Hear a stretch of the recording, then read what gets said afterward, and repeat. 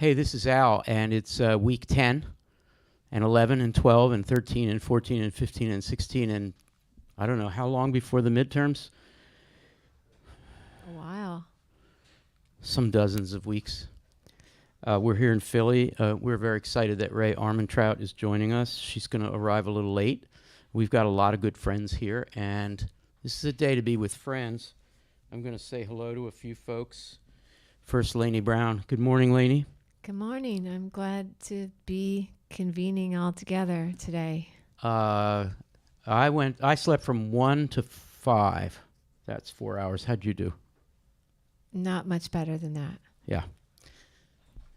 I woke up at 5 thinking, oh, I don't know what happened, but I want to know what happened. Oh, I need to go back to sleep. Then I cried, and then I just looked at my iPad for a couple of hours. So good morning, Lainey. Erica, hello. Good morning, Erica. Hi. Dave Poplar, good morning from Arizona. Morning. Hey, Kate Colby, good morning from Rhode Island. Good morning, everyone. I think we should have our own constitutional convention. Jason from, I think, New Jersey. Yes. Hey. That's where I am. Yep. Hi. Allie from this great state of New York. Hi. Hello. Andrew, I think you're also in New York. Yes, hello. Good morning. We have some other friends here, Maya, Aiden, Joe, William, Elan, Gab, and Gab's pals, Leah and Alex. Good morning to everybody. We're not going to gamify today because I think gamifying what we do to democratize choice and who gets to talk is a really cool thing. But I think we should just not do that today. I don't know, it's just a feeling. I have a few announcements. The phone number is 610-616-3208, 610-616-3208. Give us a call. The first caller is going to get a copy of Rae's new book. I'm very excited to send that to you. Whoever you are, however far away you are, we'll get this book to you. It's called Go Figure. Couple of announcements. Final Words Webcast is Monday at noon here. So come with your final thoughts, your non-final thoughts, your semi-final thoughts. Any thoughts at all, Monday at noon. Please come here in person or plan to give us a call or post. And I have now put up a thread for Final Words 2024. So put them in there and we will read them aloud if we can. And second announcement, tonight, Rae Armantrout will be giving a poetry reading here in this spot at 6 p.m. and we really want you to come to that. It'll be live streamed through the Kelly Writers House YouTube page. Very easy to find, Kelly Writers House YouTube. In any search engine will get you to the Kelly Writers House YouTube page, and you'll be able to see the stream right there. I'll also be sending out the link directly to you. Tyrone Williams, we lost Tyrone last year, and on the 12th, a bunch of us will be gathering to memorialize him, and that'll be here in this room.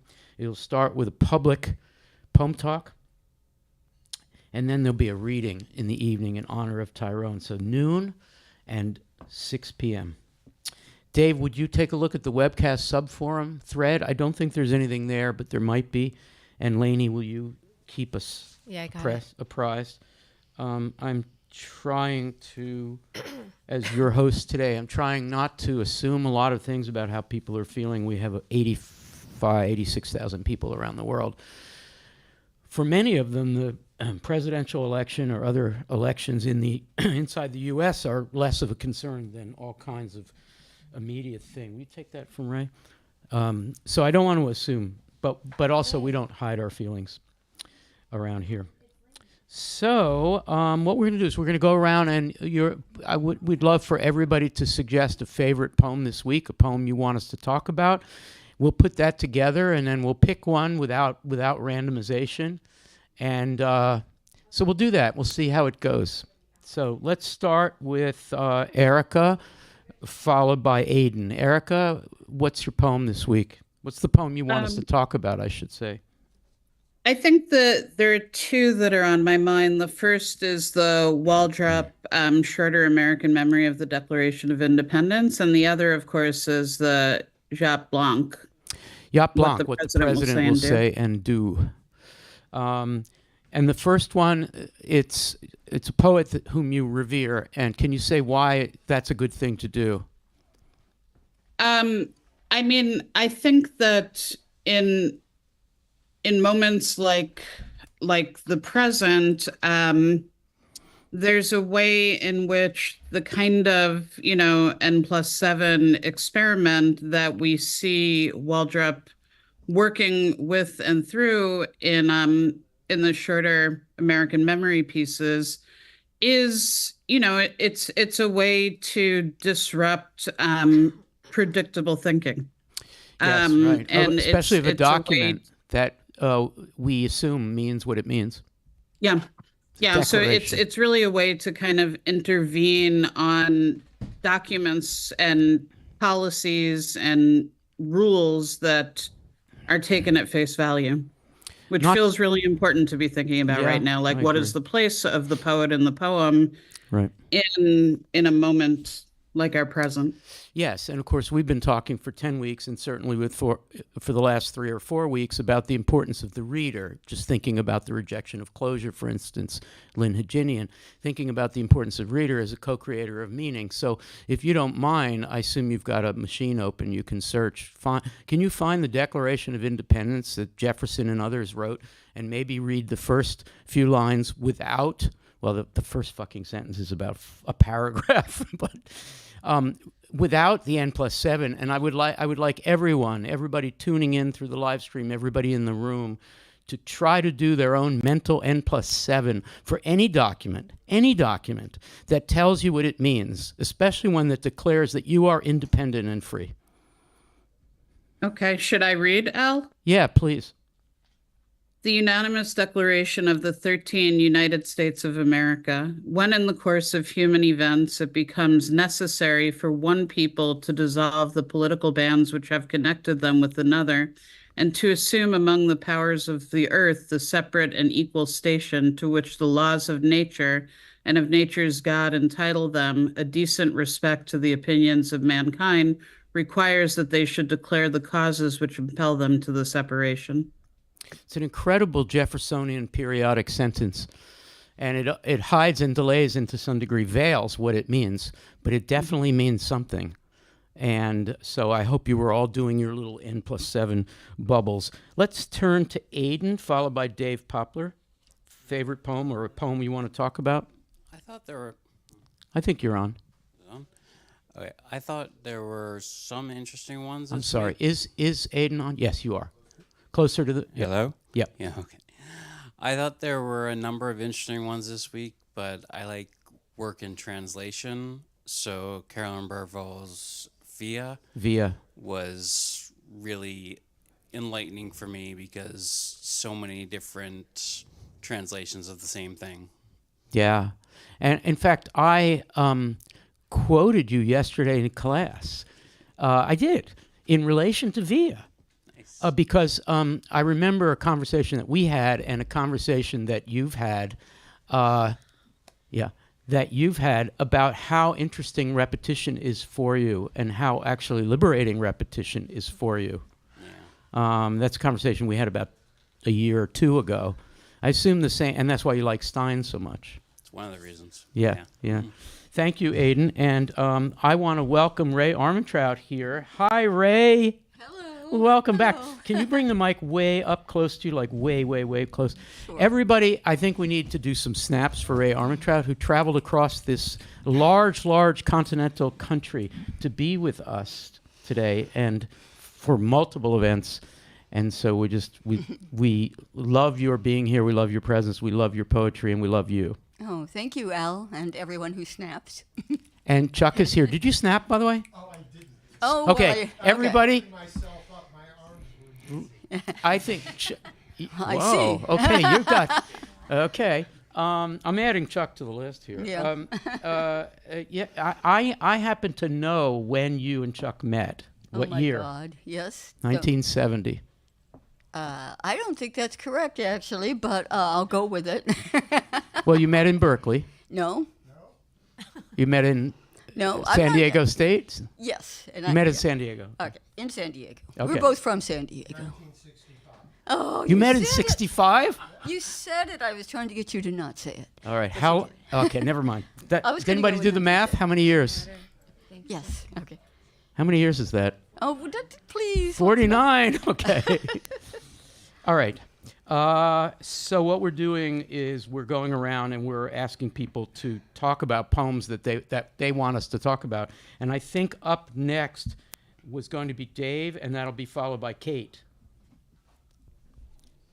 I'm going to say card catalogs is one of the things I appreciate most from this week. And I think it's just such a great, direct, visceral, visual depiction of the idea of the ability to find connections anywhere in the world. And that's exactly what Erica Baum has said. In an interview, she said that she majored in anthropology in college, and that kind of perspective makes the invisible visible by trying to find the structures in society. It gives me an anthropological lens with which to view or find words and things.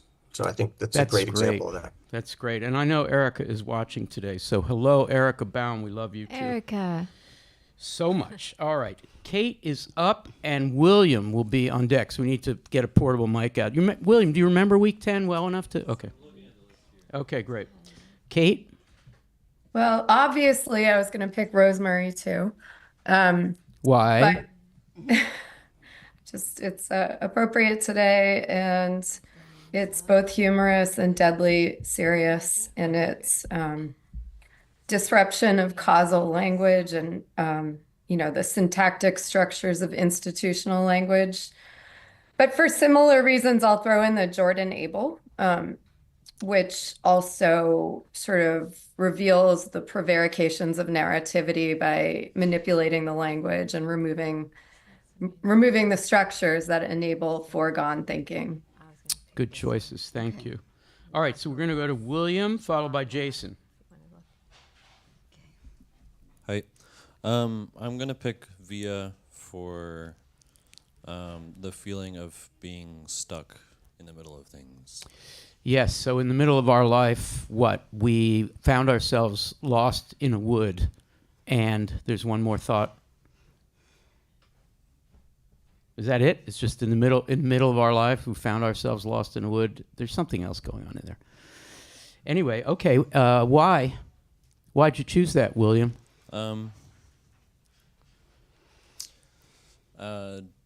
Partly because of this moment of repetition, and partly because of the feeling of not knowing exactly what to do, finding ourselves in this situation. Right. Okay, thank you, William.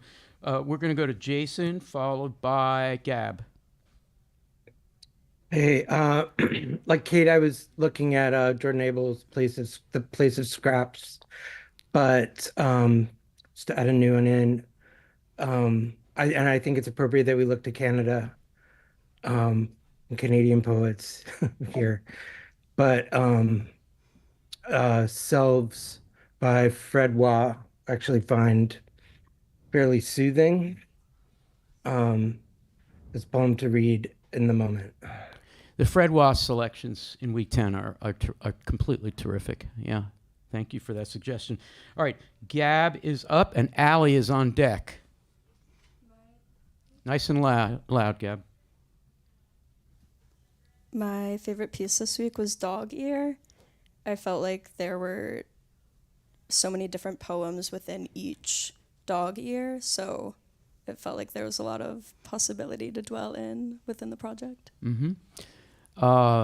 So you don't mind having your traditional reading disrupted by the fact that some bleeding ink from the next page or the previous page is getting in the way of your reading? Yeah, I loved it. You can read it fold by fold or lines across folds or word by word, so it helped unfolding itself. And what's the percentage chance that you will try it yourself? Me?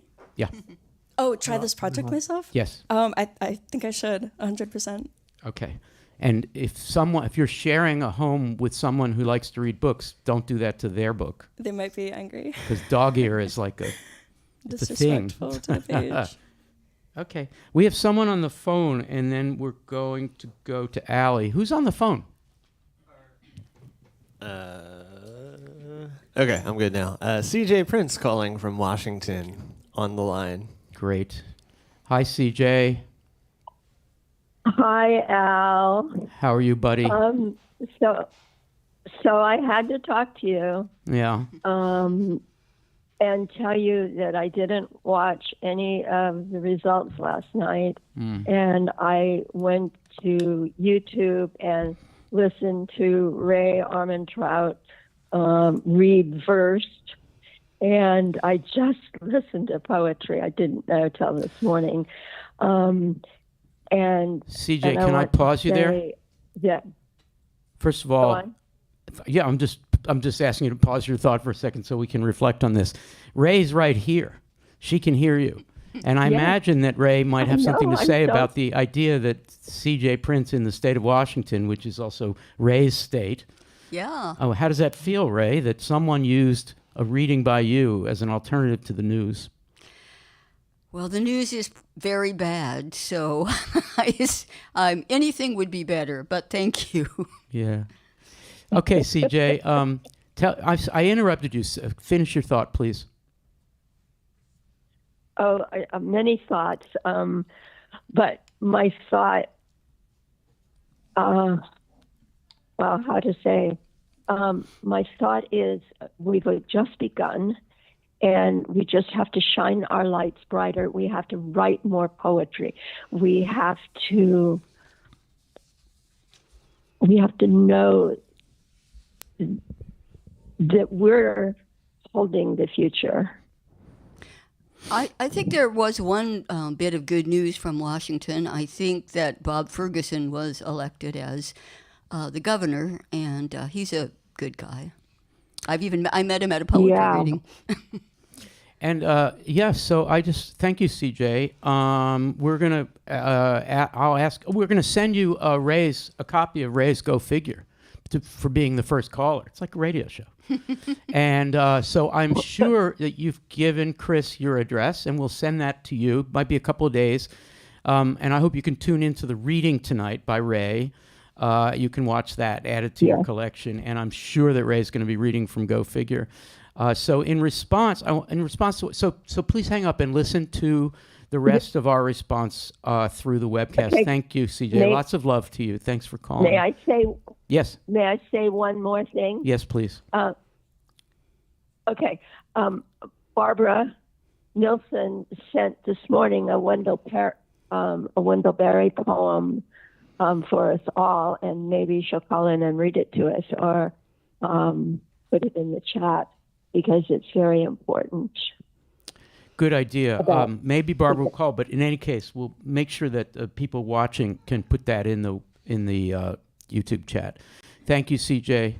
Okay. Be well. Thank you. I have two Bye-bye. responses to thanks. I have two responses to CJ. One is just to stand up and ask Zach to focus on my shirt.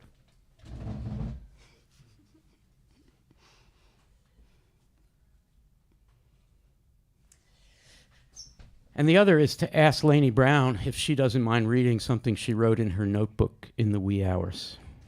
Oh, wow! You printed it out.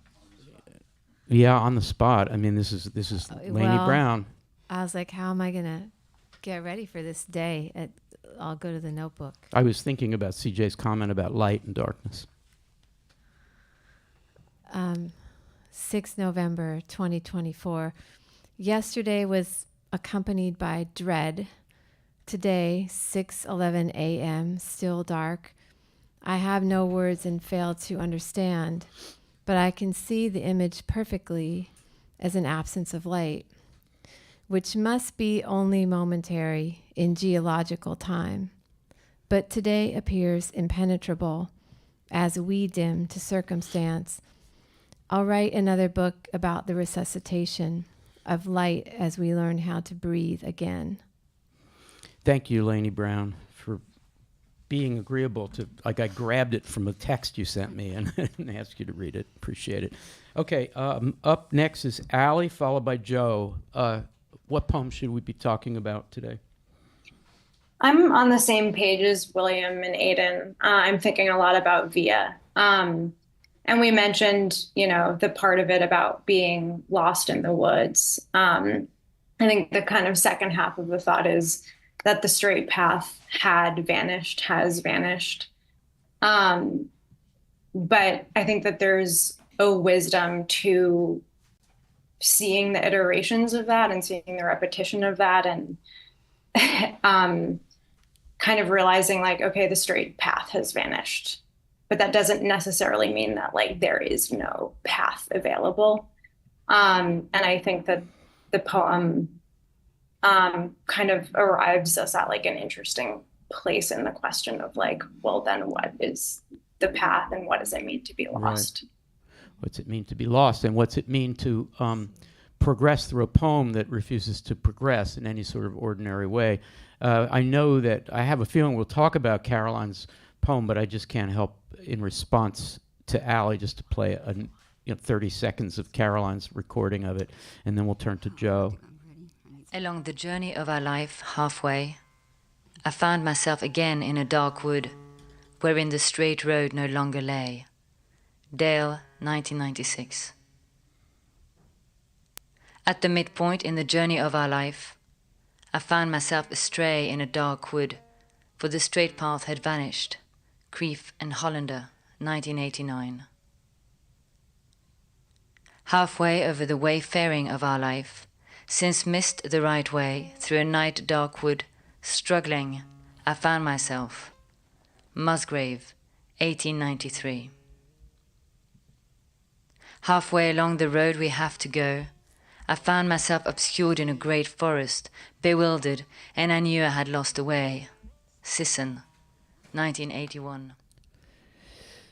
We've been, that's Caroline Bergvall performing Via. We've been talking about Rae Armantrout. We've been talking about the phrase, I found myself. So many of those translations of the Dante do that kind of, I don't know, Whitmanian thing, like I sing myself, I found myself lost. Like, this sounds so Armantroutian to me as a thought, right? I mean, it sounds almost like a line out of your poem, so I guess I'd invite you to riff on that beautiful paradox of I found myself lost. Okay. I don't think I'm in a riffing mood, but I'll try to pull it together. Yeah, okay, I found myself sounds so, it's so American. I don't know Italian, so I don't know the literal phrase that Dante wrote, but, we're all always finding ourselves. But to find yourself in a dark wood is to find yourself and lose everything else, or to not really find yourself, to find that you've gone wrong. I guess that was my riff. Yeah, thank you. Thanks so much, Rae. Okay, Joe is up, followed by Andrew. I would like to talk about the place of scraps as well. And why? I just think there's something really beautiful about how the poems are very broken and they're still beautiful, which I think is profound, and I'd like to talk about that. Joe, can I invite you just to talk generally about the relationship or the association of broken and beautiful? Yeah. Sometimes I think broken things can be more beautiful than whole things because they force us to find beauty in every part of it instead of just generalizing about where the beauty comes from or saying it comes from here. It forces us to think about finding beauty in unexpected places, and I've been thinking about that a lot this week. And here's a little quiz, and so it's okay if you refuse the quiz, because you're entitled to refuse any quiz, because the word quiz is like fucking wrong. But here's a little quiz, Modpo quiz. Can you think of a poem, a Modpo poem, that speaks to the beauty of broken things? Between Walls, William Carlos Williams. Between walls, the back wings of the hospital where nothing will grow lie cinders, in which shine the broken pieces of a green bottle. Yeah, you passed the quiz. Thank you, Joe. Let's go to Andrew, followed by Elon. I choose Tracy Morris's performance African. Yeah, good idea. Can you say a little bit about why you chose that? I guess I'm interested in the way that this kind of para-operatic lexical breakdown makes way for modes of centrifugal glistening. Wow. That's amazing. Yeah. All right, let's listen to 30 seconds of Tracy. I'm going to skip forward because she has a long introduction here. Reading of this one line in this. We were brought here as slaves from Africa. It all started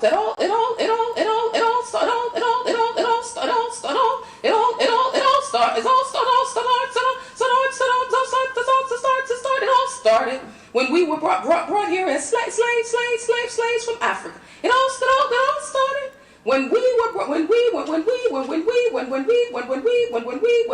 when it all started, when we were brought here as slaves from Africa. It all started when we were brought. Andrew, what you already said amazing things about this, but what were you thinking when you heard Tracy perform that? Just to unmute myself. I guess, I think about a lot of things. Should I go on at length? I don't know. This is one where I could really talk. Well, so.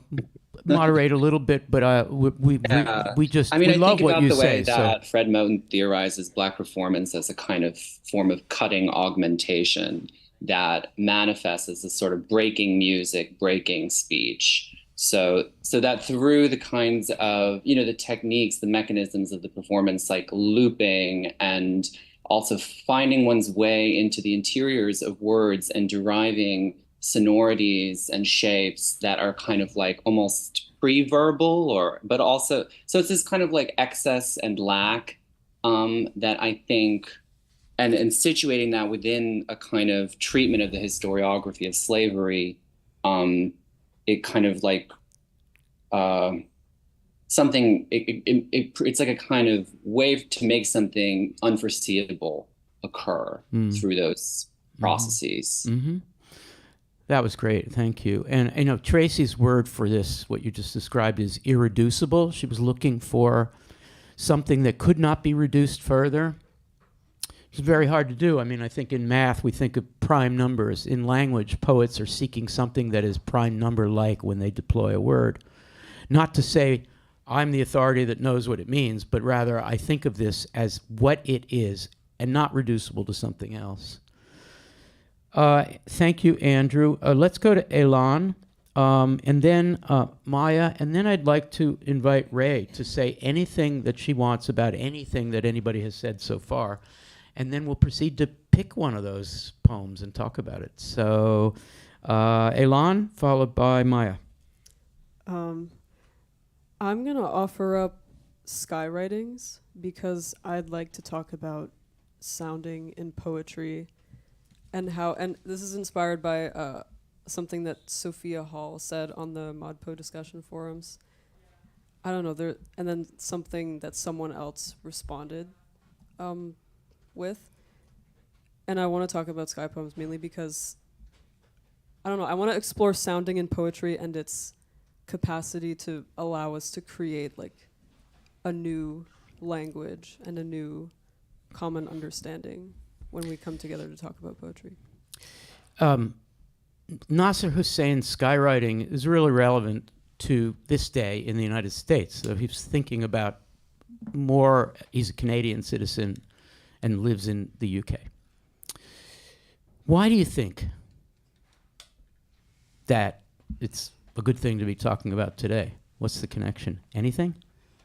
And if you can't, think of it. Pass along to somebody else. I'm also Canadian, so I'm going to pass this along to someone else. Wait, so that's a reason in itself, right? Wait, what do you mean? Nas is Canadian, and he should be fine getting into any airplane at any airport anywhere. But he's had a lot of experience being held up because his name is Nasser Hussein. So what he does in that poem is he takes the 3-letter acronyms of airports around the world and he tries to make poetry out of that brokenness. So it's kind of a poem about immigration and traveling the world. I just answered the question that I asked you. Feeling a little authoritarian today, are you, Al?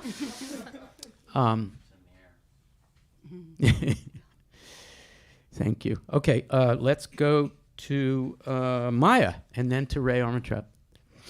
Yeah, so... Hi, Maya. Hello.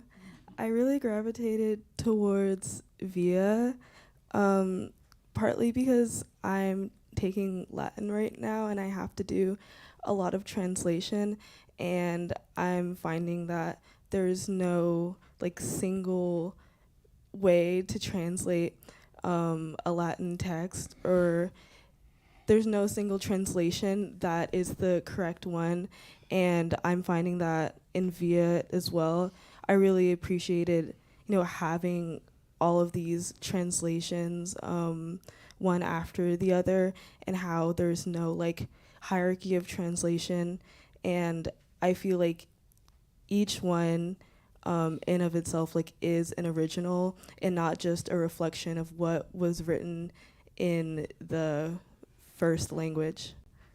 That was so well said. I want to ask Lainey a question about translation. Maya is implying a kind of a non-settled rejection of closure style refusal to allow somebody to declare that's what that means in a translation, and translation opens rather than closes. So all that stuff. We here, when we get meta-pedagogical, when we think about what are the ideas of ModPo as institutional critiques, and we turn that institutional critique to, as educators, to institutions of learning, we want to apply this openness that Maya's talking about to the very act of reading and discussing and learning poems. Can you say something about how translation, or the lack of authoritative translation that Caroline is celebrating here, how that relates to our entire enterprise? Small question. Just a little question. Well, it's such a great comment, Maya. And even just in some of the poems I was thinking about today, we see writers writing through other texts as a form of translation. I mean, sometimes there's a homophonic translation, but all the intertextuality is also a form of translation. So, for example, I was looking at Rosemary Waldrop's poem, Exact Resemblance, Stein as Exact Resemblance, in ModPo Plus, in which we get to hear this great fusion of what happens when Rosemary Waldrop is writing through Stein in a lexicon that's very different than hers, and we can hear her translation of Stein. It's not translation in this broader sense. And with a piece like What Will the President Do and Say, one of the things I did this morning was, well, what text do I need to turn to right now in order to face the day? And I thought, well, Madeline Gins wrote a book called What Will the President? That's where Yop got his thing from. Right. And so I started reading what Madeline Gins had written, which is a very fanciful take on what, and real alternative to an authoritative democracy or any kind of government that's somehow liberating to rethink all of these roles and conventions and strictures. And so that's another way to think about translation. But there's no end to the ways to think about translation, and we see so many great examples in ModPo. So being stuck in the middle, and repeatedly in the middle, midlife, and finding yourself lost in the middle of a descent to hell, but not getting there, is a productive way to think, ironically, because you're lost. It's a productive way of thinking about what's really true about the way human beings mean. Pretty radical stuff. Okay, what we're going to do is we're going to go in a sec to Rae, just to invite Rae to comment in any way on anything that's been talked about. First, I want to bring in the person who's on the phone, and then I'm going to commandeer that person's attempt to ask their own question, to ask them to respond to Rae. Who do we have on the phone? In California, we have Sophia Naz calling. Sophia Naz. Sophia, can you hear me? Yes, I can. Hello, friend. Hello, dear friend. What I'd like to ask you to do is wait till Rae Armantrout makes a comment or two, and then I'm going to ask you to respond to it. Okay, you okay with that? Yes. Okay, and while we're doing that, do you have your own books nearby you? One of them, yes. One of them? Would you look in that book for a poem, a short poem? Your poems are generally short. Short poem that you wouldn't mind reading to us that seems relevant to today? Yes. Okay, yes. Wow. Okay, I'll do that. Okay, great. All right, so we're going to Thank turn... you. Thank you. We'll be back to you in a minute. Rae Armantrout, any thoughts you have on what you've heard so far? Well, in response to Maya and her comments about Bergvall's poem, it is amazing how kind of freeing repetition can be. I mean, it's repetition, but it's not repetition. So it demonstrates various ways to go out of this stuck position. He's saying that he doesn't see a way forward, but these different translations point in all directions, so they point to different ways. Or you could say that they enact the way he's feeling stalled and lost because they start over and over and over again and never get to a destination. So that's the positive and the negative way to look at it, I guess. But it is very interesting, and I like thinking about it in that way, that there are various roads perhaps that one could take in translation or in anything else.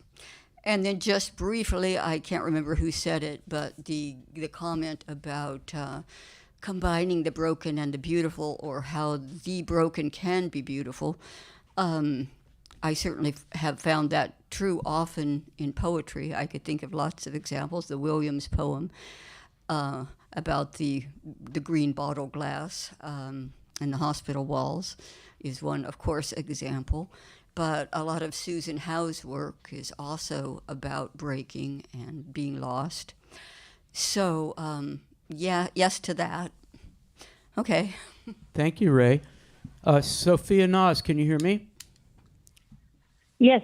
Did you want to respond to the conversation we've been having so far in any way you like? And then we'd love to hear you read your poem. Well, I'm struck by the similarity or between the repetitions that are not exact repetitions, that are variations on the verse, and I've just been struck about how they are akin to Indian classical music, because it's always improvisation, and it's always like translating a mood or a sentiment, and it repeats itself. It's a variation of the same note, but just like you could have like a single flame and a room full of mirrors, they reflect on that same thing and illuminate certain different aspects of it. Yeah. Like, say, even in one of the translations, there's this word bewildered, and bewildered is exquisite because it has the wildness of the forest, and then the idea of being, just dumbstruck, or not knowing what to do in the state of shock, which is so emblematic of how we're all feeling today. So that's my kind of, I guess it's a cultural perspective on what's being done with Via. Thank you, Sophia. That was terrific. Do you have a poem picked out that you'd like to read to us? Yes. Okay. I do. It's a poem. We've all been subjected to Donald Trump's vitriol and his insult of women, and this is a poem called "B Words." It's from my latest book, Bark Archipelago. B words. B words used to define and debase women, broad and babe and bitch. I like bird the best. How she nests warm against a breast 1 minute, gone the next. I am a creature of such piercing flights, such slow filling quills. Sophia Nas, reading from Bark Archipelago. Thank you, Sophia. It's great to hear from you. Thank you, Al. Lots of love. Talk to you soon. Thank you, Al. All right. Bye-bye. Okay, so what we're going to do now is we're going to look at the live stream, the comment stream, and ask Dave Poplar if there's anything going on in the thread. And then Lainey is going to pose a question about a poem by Rae Armantrout. And I'll tell you what the poem is in advance so everybody can go into their smartphones and computers if they have it. It's in ModPo Plus, and I believe it's Rae in week 2 is my guess, or is it week 8? I don't know. Anyway, it's called Second Person, and it's easy enough to find in ModPo Plus, Second Person. So we're going to talk about that in a second, but first let's hear what people are saying.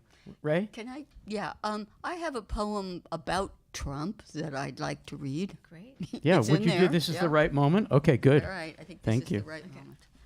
I mean, I don't know if it's the right moment. I'm interrupting you, but No, it's that's sort of the right moment. No, that's fine. Just have to. Yeah, it doesn't say that it's about Trump, but it is. Several years old, but, even more appropriate now than when I wrote it. And it doesn't mention him, like I said, but you'll recognize him. Magazines. Perfect parade balloon goblin with his permanent sneer. His incantation, I know what you want. You want things to get real. You want to go there bad. Thaw chimneys blow trapped carbon through weakened permafrost. Remember permanent? Stiff bouffants? White ladies in rows thumbing magazines. Thank you, Rae. That's amazing. That's very cool. Okay, what do we have, Lainey? What are people talking about? We haven't checked in at all, so please feel free to give us a good sense of what people are saying. Yeah, I'm going to start. And I'm just going to ask, I'm sorry. Yeah. I'm just going to ask Kate, Erica, and Allie to respond to anything they hear in these comments, okay? Is that okay? Okay. All right. Jane Ward says, Rae's poem about Trump somehow gives me hope. A lot of appreciations of Rae being here and your poem. Thanks. And I'm reading it backwards. It's Is that a okay. bad idea? No. It could be good. Anthony Watkins says, bewilderedness. CJ says, this is what I received from Barbara Nielsen this morning. Oh, but where is it? That's all right. We'll find that poem. tutorial. We'll Yeah. find it. Mm-hmm. All right, I'm going to the top. Appreciation of your shirt. You got to believe.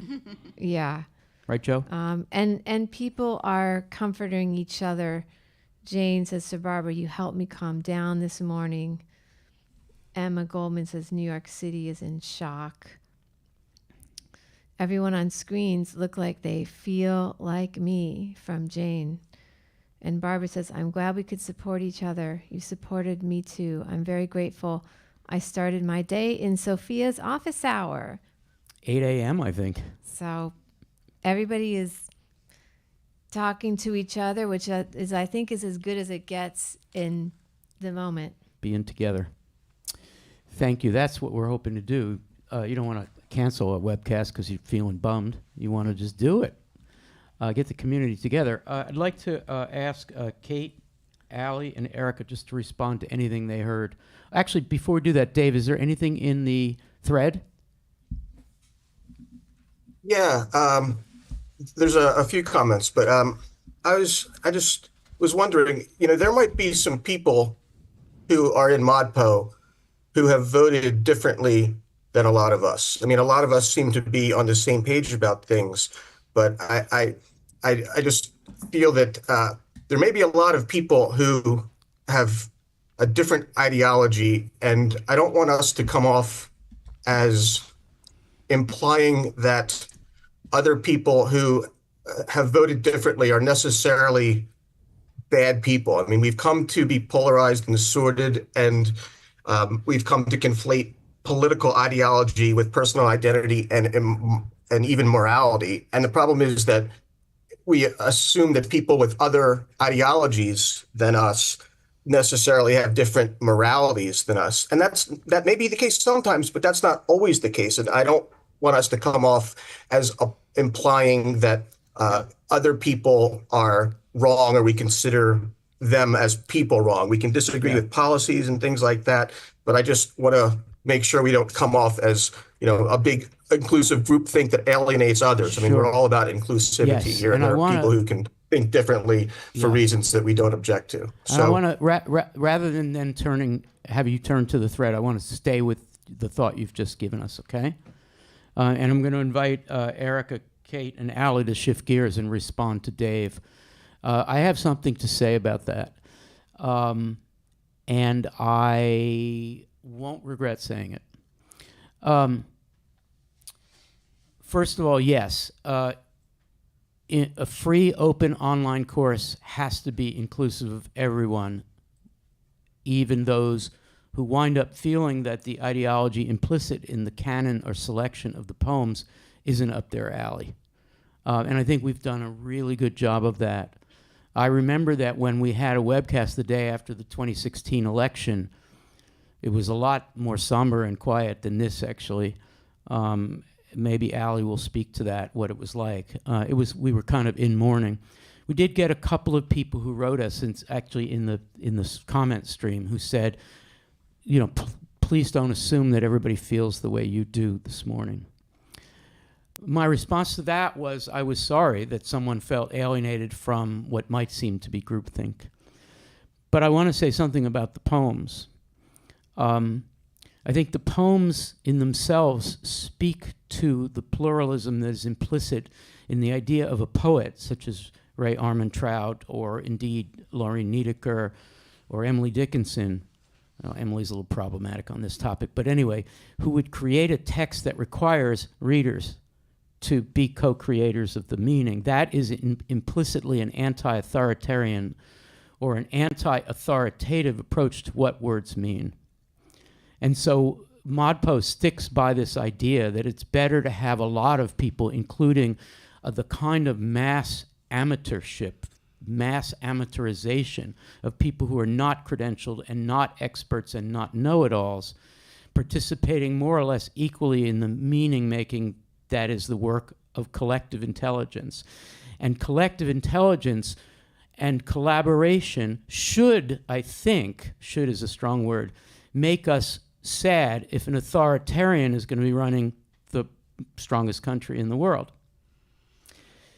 And I want to have a conversation with anybody who wants to talk about why the idea, let's say maybe a Robert Frost idea, or William Stafford, I don't want to pick on too many people here, who would say, my poem means what it means, take it or leave it. I think the idea of ModPo as a community is, don't take it or leave it, do something with it. And so, Dave, the spirit of your comment is totally welcome, because we need everybody to be willing to say, I got to wrestle with this idea that words mean a lot of things and that a lot of people together are required to work on it, including those who don't agree. This is a paradox of teaching and learning when it's been done on a large scale. Yesterday we had a meeting about MOOCs with the MOOC people, the administrators at this university who used to work on MOOCs, and now they work on online courses that charge a lot of money. We are the largest MOOC at Penn. And so we do it at the risk of speaking our feelings on Wednesdays, at the risk of alienating people who don't agree with us, in the hope that they will agree with us that we should come together and together understand what a poem means. And only the poems that allow that openness are the ones that are on the syllabus. And if you want to come to ModPo to learn a poem that tells you what it thinks and what you should think, you've come to the wrong course. Oh, shit. I'm sorry. But that's great. I'm really glad that you brought that up. So good luck to Erica, Kate, and Allie to respond to this, starting with Allie, please. I think I'm just thinking a lot. This is kind of a response to Dave and what you just said, Al, and also just a lot of the comments and just the kind of, I just think that this community is really important. I think small communities or big 80,000 person virtual communities are kind of the thing that is going to get us through in a way. And I think one of the things I've always appreciated about ModPo as a community, and that I actually wasn't at the 2016 Webcast. Oh, where were you? I don't know. But I think that one of part of what I value so much right now about being here, like I'm fully playing hooky on work, is that there really is truly nowhere else I'd rather be right now. And I think that has so much to do with what happens in the best communities is a real feeling of presence. And what we have here is presence, like real, like taking time out of our lives and our days to convene with poetry and poets, but mostly our co-readers, mostly each other. And I think that type of presence with something that you love, and that type of openness to other people's readings, being able to like build and sustain those like skills and those practices here ripples out into how we want to basically behave in the rest of our lives and as, political agents also. So yeah, just to say that, like, I think we can't really overestimate the importance of just like staying in touch with like our humanity and each other. And I think that doing that kind of with poetry as the kind of prompt, it's, we got through 2016. We're here, and this is a bad situation. It's a dark time globally, but we're together. Thank you, Allie. Kate, did you want to? I can see just looking around the room and at the Zoom that everybody wants to say something, and I regret we won't have the chance to do that. But let's turn to Kate and Erica as promised. Well, I'll be brief. I believe poetry has and makes room for different perspectives. I believe that firmly. But I guess as a woman and a parent, it feels a little too soon for me to say something unbadly about that this morning.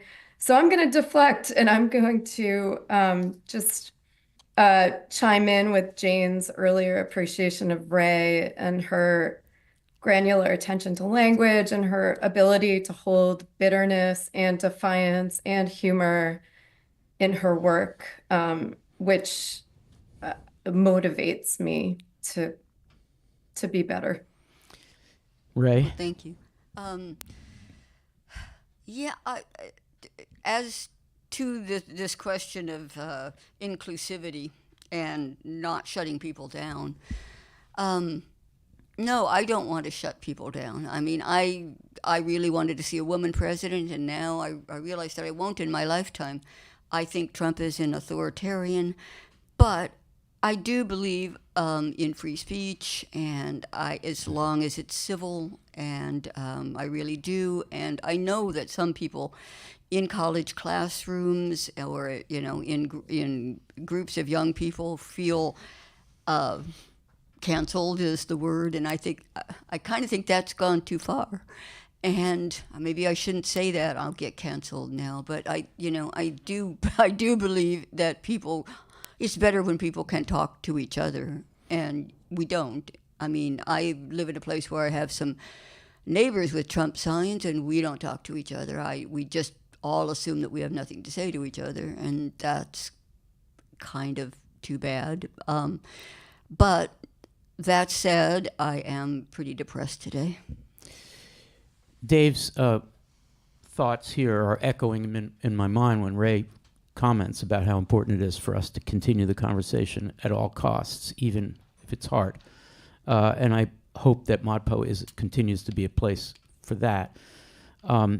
Erica, your thoughts? I'm going to call an audible Lainey on the second person. I think it might be good if we concluded the webcast by asking Rae to read. There's a poem in the new book I'd like her to read, but I also want to preserve lots and lots of time for non-final thoughts. So that's what we're going to do. Erica? Yeah, I have a lot to say about this, and I apologize because I have to leave to go to campus fairly soon. But when I woke up this morning, the thing that I found myself thinking about was a quote. I think it might even be the opening sentence from an essay by Fanny Howe called Bewilderment. Mm-hmm. And it begins something like, bewilderment is a way of entering the day, or as a way of entering the day. And I felt that a lot when I woke up this morning. I also found myself, I was in that webcast in 2016, and that was a turning point for me as a poet. Really? Because I remember having a very hard time keeping my camera on because I was just in such a state of complete disbelief.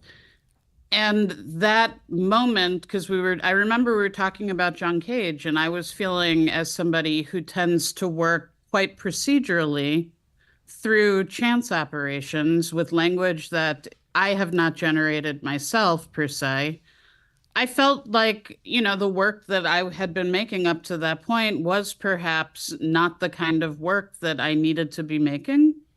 And I rewrote a whole book after that moment. Wow. So that moment was a moment where I found myself really thinking carefully about what I think Kate and Rae and Dave were all pointing to about, like, what is it that poetry does that can create an opening for conversation because of the way that it challenges us to pay more attention to the way that language is used and language is working. And I also think it's really interesting that we've quoted Lynn Haginian's The Rejection of Closure multiple times already in this webcast. And there's a moment in that essay where she's talking about the very fact that language is never in a state of rest. And I feel like harnessing that idea is so important in this moment, because that, pushing at the language that we're using across both sides and figuring out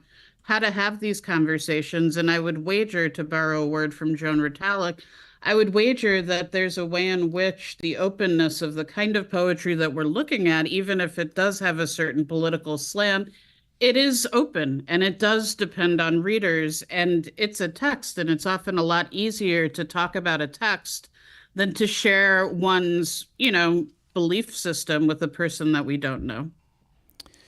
And hi, Rae, thank you for everything that you do and make and etc. I can stop there. Thank you so much, Erica. And we realize you have to leave, so that's going to be your final thought. What I want to do is we have lots of time. I want to preserve time for everyone to have a final thought. That would include Chuck and anybody else who hasn't spoken yet.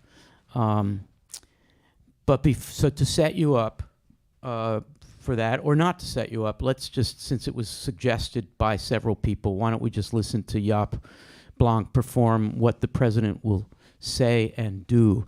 Your responses, your final thoughts need not be responsive to Jaap Blanc. And then at the very end, I'm hoping that Rae will read a poem or two from the new book. All right, so here's Jaap in this room, recorded. I think audio maestro was Chris Martin. It was a long time ago, Chris. Yeah. All right, here's Jaap. I would like to present a He's short just doing an meditation intro. on the title of one of her books. He's talking about Madeline Gins. What the president will say and do. What the president will say and do. What the president will say and do. What the president will say and do. What the president will say and do. What the president will say and do. What the president will say and do. What the president will say and do. What the president will say and do. What the president will say and do. What the president will say and do. What the president will say and do. What the president will say and do. What the president will say and do. What the president will say and do. What the president will say and do. What the president will say and do.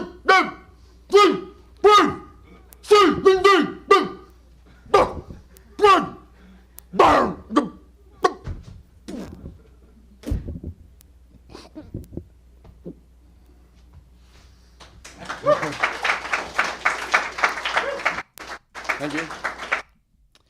Okay, final thoughts. So Erica had to leave. Jason had to leave. Let's turn to Andrew. Sorry to spring this on you, Andrew. A final thought. Let's invite Ron Silliman to come in. Final thought, Andrew?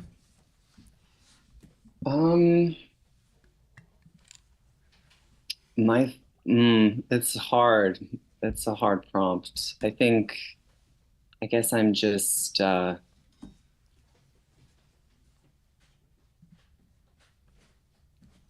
think maybe my final thought is just a feeling of aphasia, really, actually. Okay, Andrew, thank you. Let's go to Dave Poplar, followed by Aidan.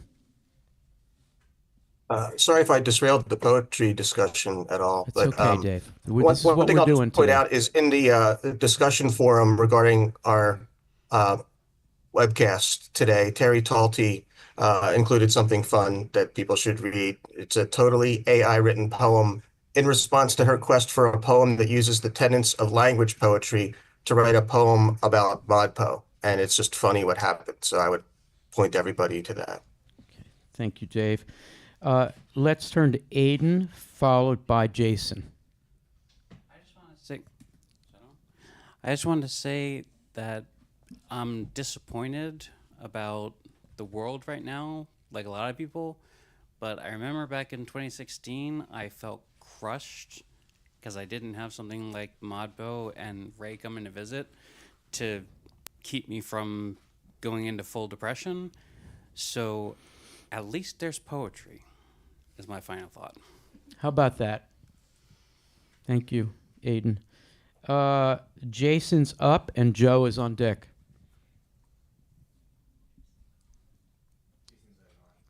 Okay, Jason's not here. Let's go to Joe, followed by William. I just want to second that thought that at least there's poetry. And even when language completely fails us, like in the case of what we just heard, I think that there is still a beauty in that failure and the fact that we have language. And it can bring us together, which is even more beautiful. Thank you, Joe. We need to get the mic back to William. And on deck will be Allie. I just wanted to say thank you for keeping the doors to the Writer's House open. Yeah, that's all.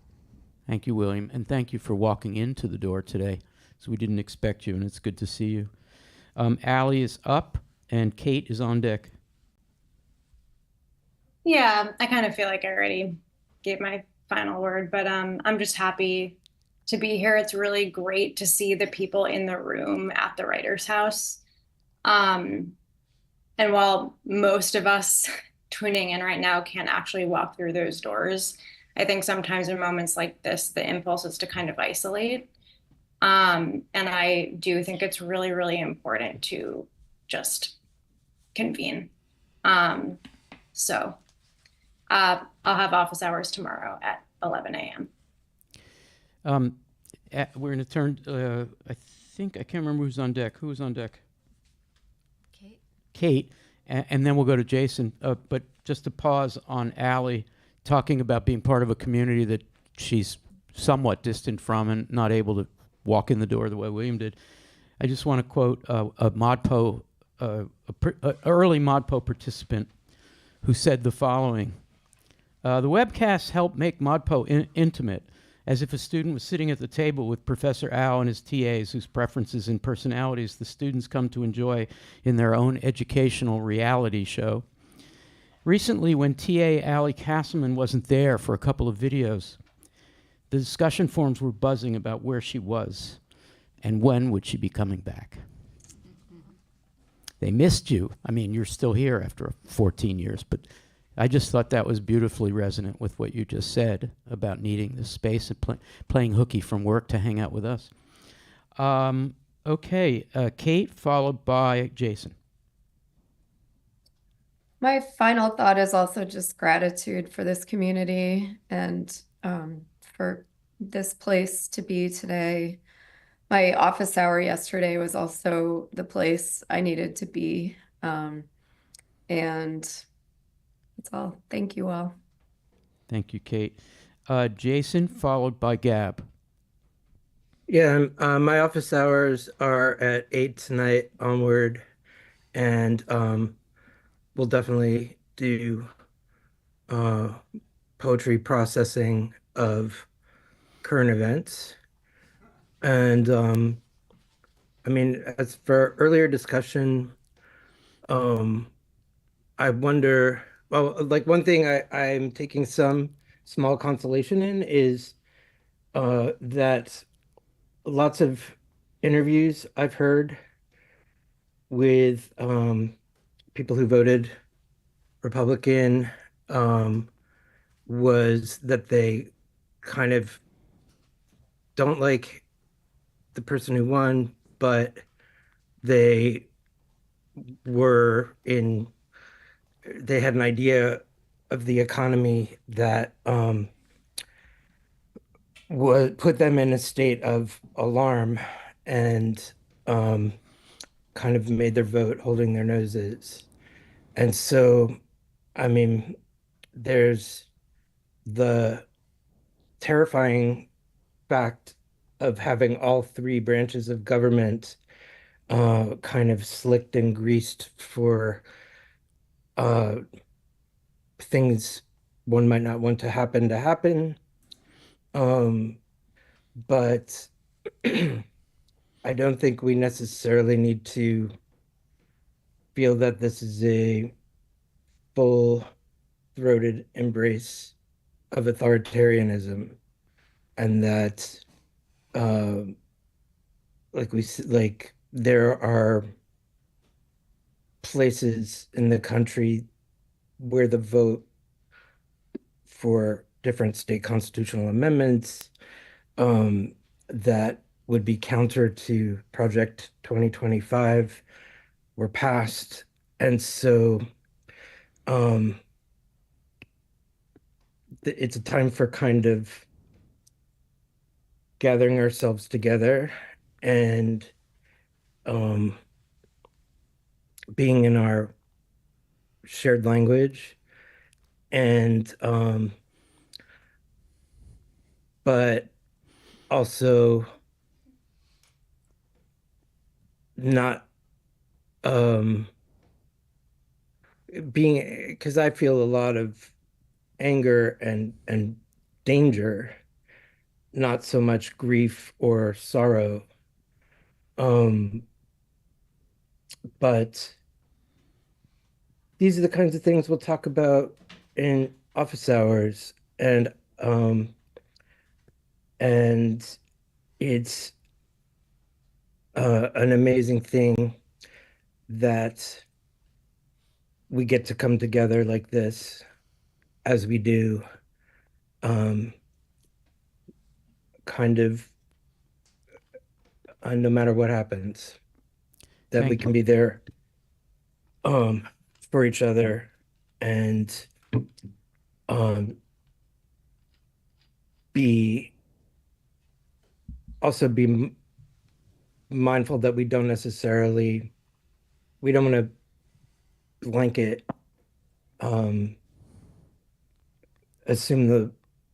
assume a profound yearning for authoritarianism in the majority of the country.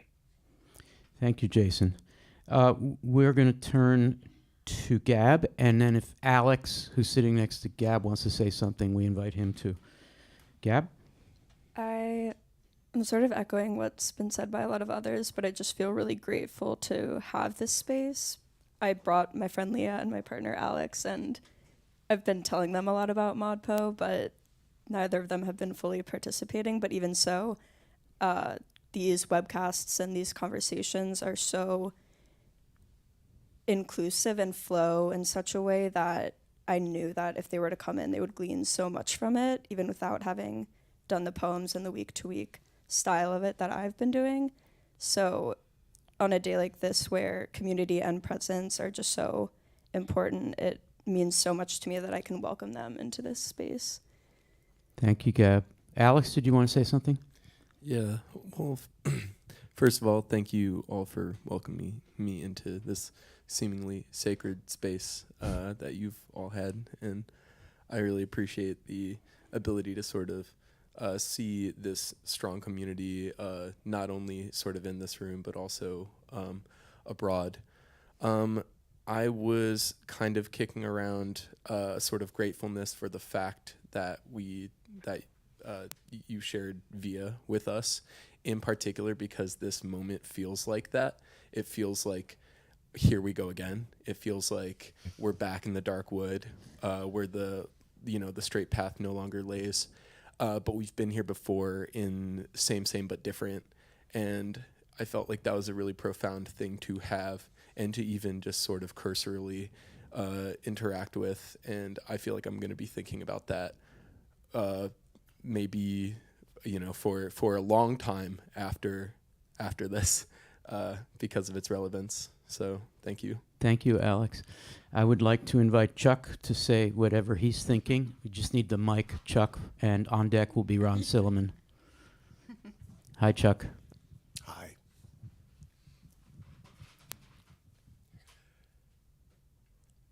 I've enjoyed the language and the vocabulary, some of which I've not heard. Can you bring the mic right up to you? Sure. Sorry. What I was saying is that I enjoyed the vocabulary and the language used here, some of which I haven't heard before, that so clearly articulated a space that I wanted to be in. I tend to be generous in my view, though that might have originated as a defense against experiencing pain. I think in the present, it allows me to wait patiently for others to find a new perspective as events unfold that takes people's attention away from the price of eggs and transgendered people on sports to focus on some other things that might be disturbing, a kind of awakening that will, and I just have to wait patiently for that.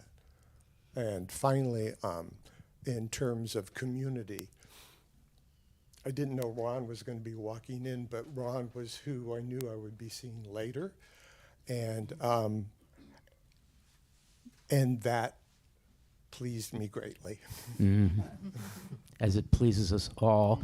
Ron Silliman, a ModPo poet from way back. It's good to see you in this room. It's good to be here. I was even part of your moo or whatever it was MOOC. called. That's what we're still doing. Yes. Way back when, I have always been thankful for this space. I was originally just a community member who happened to have moved to Philadelphia at exactly the right moment. And all of the things that have grown up around Kelly Ryder's house. And it does put me in touch with people in places that I find sometimes quite surprising, like getting a very decent audience with virtually no public promotion because the host was in the hospital. He was dying in the hospital, in fact, in Zaragoza, Spain. And a whole bunch of people showing up who knew who I was and knew my poetry because they had seen it on Modpo. And that was very pleasing in those terms. And a chance to see people that I know really well. I've known Chuck for 50 years. I've known Rae for 50 years.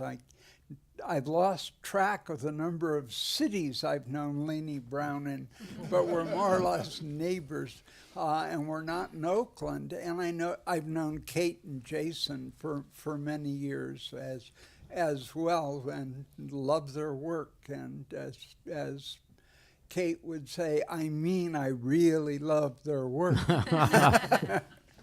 And on days like this, it feels very healing to be able to come to a space and see people who mean a lot to me. And, I'm in this odd situation. I'm only a few weeks younger than Donald Trump. So I have an idea of exactly how old he is. And if I look straight ahead, I can see the school where he was an undergraduate. And in between, I can see the school where Joe Biden taught before he ran for the presidency, or the building in which he taught. And it feels very compacted.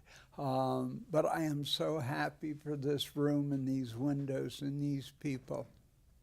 Ron Silliman, thank you, pal. Lots of love. I'm so glad you're here, and you'll be part of the reading tonight and so forth. So I want to turn to Elan, followed by Maya, followed by Lainey, followed by Rae. Oh, and Eno's here. If Eno wants to do a final thought, you can do that. I'm sorry I didn't see you behind Maya. Elan, how are you doing? I'm going to keep it short and say that I also echo everyone's sentiment. I appreciate this community, and I also appreciate in particular what Dave said earlier on about not losing sight of, I guess, like our humanity in these polarizing times. And I also like what you, Al, said about if you came to ModPo looking to be told what the poem is about, it's not going to happen. I don't know, that really struck a chord in me, and I've really enjoyed how in each class we sit together and we kind of create the poem instead of just trying to uncover what it really means or uncovering like the right meaning. I don't know, that there's just something liberating about that. And that's because democracy is a creative practice. What we do is we're practicing democracy when we decide that the poem means what we're together going to figure out what it means, if that. I know that's a large claim, but I do think it's a democratic practice, and democracy must be creative. Maya, followed by Eno, followed by Lainey. Yeah, so honestly, I feel like I'm still trying to grasp onto reality at the moment. It feels like, any moment now I'm going to wake up from a bad dream, but it's moments like these that make me feel grounded and appreciative of the spaces that I'm in and, you know, what is around me and the people that are around me and the connections that we make. Thank you, Maya. Do you want to offer a final thought? Yeah, thank you. And I don't actually have too much thought, but I just want to say that, like Rae, you just mentioned that, like you are feeling depressed because maybe you cannot see a woman president when you're alive. And I want to say that, no, you are. Yeah, and that's it. How about that, Rae? That's a beautiful hope. Thank you. Lainey.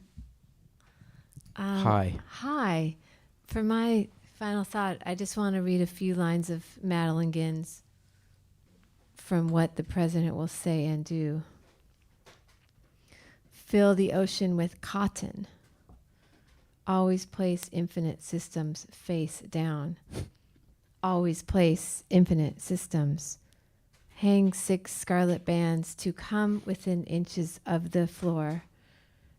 Every citizen should be given a small yellow steam engine.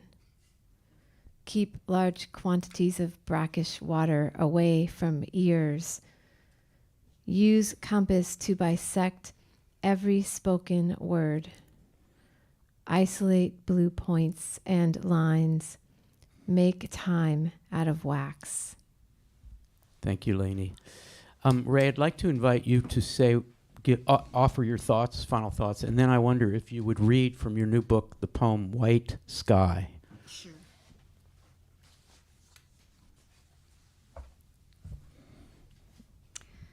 Well, foolishly, I guess, I was somewhat optimistic.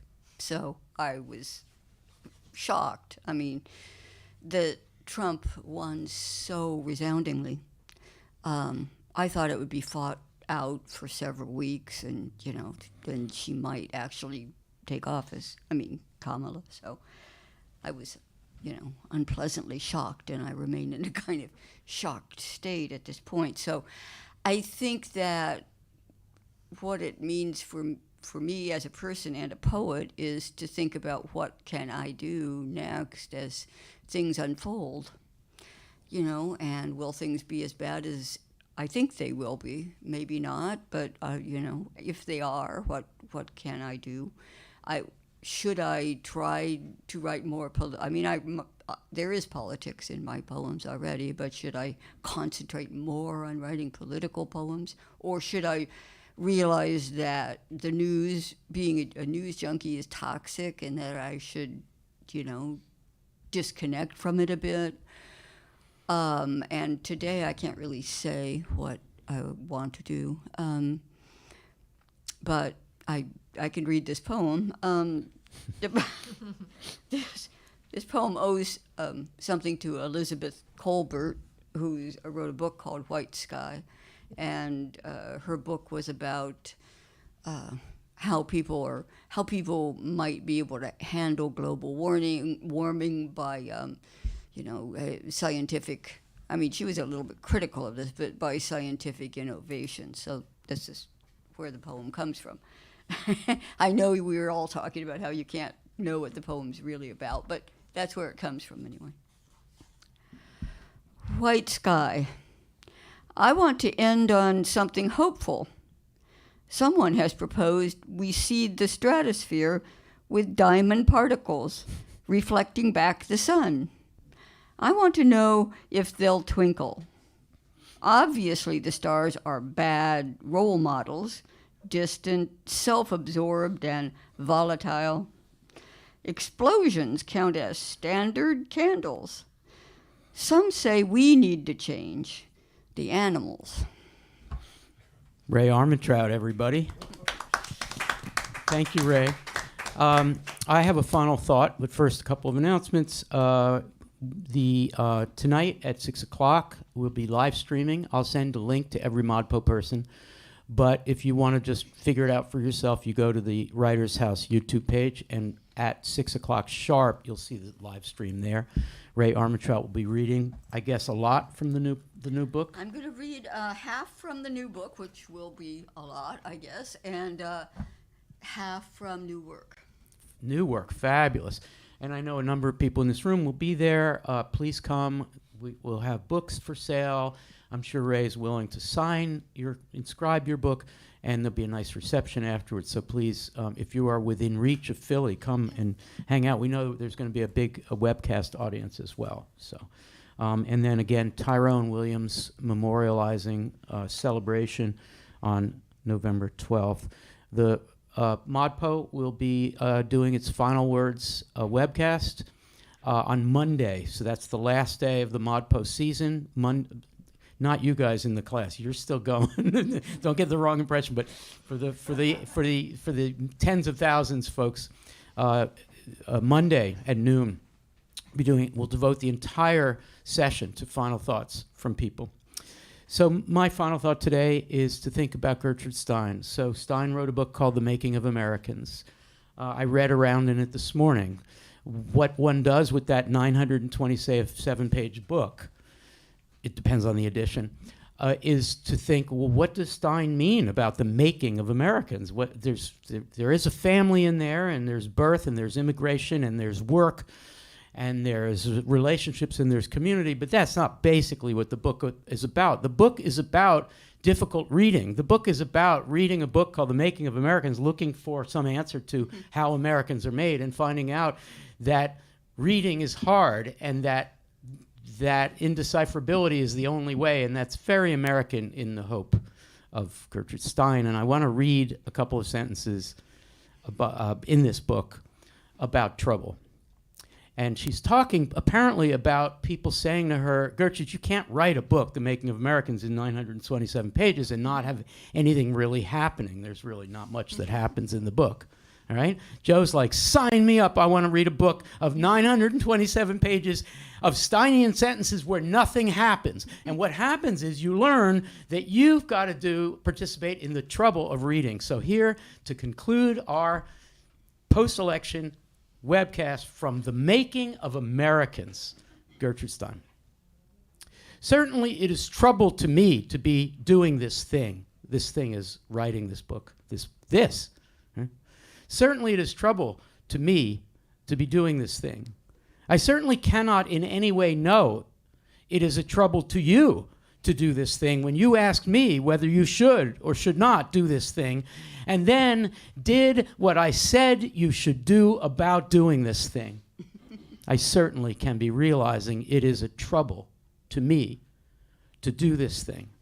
I certainly cannot be realizing it is a trouble to you to do this thing. She speaks to me. I hope she speaks to you. There's a lot of love in this room and out there across the ether. Dave, thank you. Andrew, Kate, Allie, Jason, everybody here, Lainey, Rae. There's a lot of love going around, despite conflicting emotions about things that are not love. But I think we're feeling it. Allow yourself to feel the feels. Read the poems. Finish the week strong. Week 10 ModPo. Then we get to our final thoughts, our final words, and then we move on to the Slowpo season. We'll have a whole year, 52 weeks minus 10, 42 weeks of Slowpo. We're here for you. Slowpo, we're here for you. Thank you. Take care. See you on Monday.